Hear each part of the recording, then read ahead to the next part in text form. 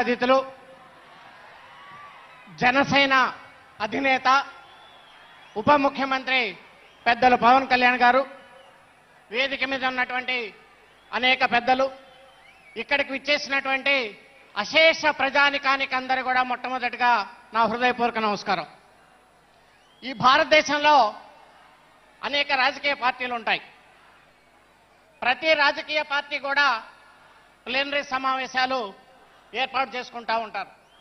కానీ ప్లీనరీ సమావేశాలకి బస్సులు తరలించడం, రైళ్లు తరలించడం వేరే పార్టీలు చేసినా ఇందులో 10% కూడా సక్సెస్ కానటువంటి పరిస్థితులు మనం చూస్తాం. కానీ ఎటువంటి సహాయ సహకారాలు లేకుండా పవన్ కళ్యాణ్ గారి కోసం ఈ రాష్ట్రమే కాదు ఇతర రాష్ట్రాల నుంచి మీ సొంత ఖర్చులతోటి వచ్చినటువంటి ఈ జన సైన్యం ఏదన్నా ఉంది అంటే అది పవన్ కళ్యాణ్ గారి అధ్యక్షతలో ఉన్నటువంటి ఈ జనసేన పార్టీ ఒక్కదానికే దక్కుతుంది అనేటువంటి సందర్భంగా మీ అందరికి కూడా తెలియజేస్తా ఉన్నాను. ఈ మధ్య మనం చూసాం, ఉప ముఖ్యమంత్రి గారు జగన్మోహన్ రెడ్డి గారు పవన్ కళ్యాణ్ గారిని గురించి ఒక అనుచితమైనటువంటి వ్యాఖ్యలు చేశారు. ఒక కార్పొరేటర్ స్థాయితో పోల్చారు. జన సైన్యం ఇది పూర్తిగా ఖండిస్తా ఉంది మిస్టర్ జగన్మోహన్ రెడ్డి గారు అని చెప్పి సందర్భంగా మీకు మనవి చేస్తా ఉన్నాం. మీ అందరికీ తెలుసు, మన దేశ ప్రధాని గారే పవన్ కళ్యాణ్ గారిని గురించి సాక్షాత్తు పార్లమెంటు సెంట్రల్ హాల్లో ఏ పవన్ నహీ హై ఆంధీ హై అన్నారు దేశ ప్రధాని గారు. ఆయన పవన్ కాదు ఒక తుఫాను అని చెప్పారు. ఈరోజు ఎన్డీఏకి, కూటమికి ఇటు రాష్ట్రంలో కానీ అటు దేశంలో కానీ ప్రభుత్వాలు ఏర్పడినాయి అంటే అది ఒక్క పవన్ కళ్యాణ్ గారి ద్వారానే ఏర్పడింది అనేటువంటి విషయం అటు ఢిల్లీ పెద్దలకు తెలుసు, దేశంలో ఉన్నటువంటి అనేక రాజకీయ నాయకులకు తెలుసు.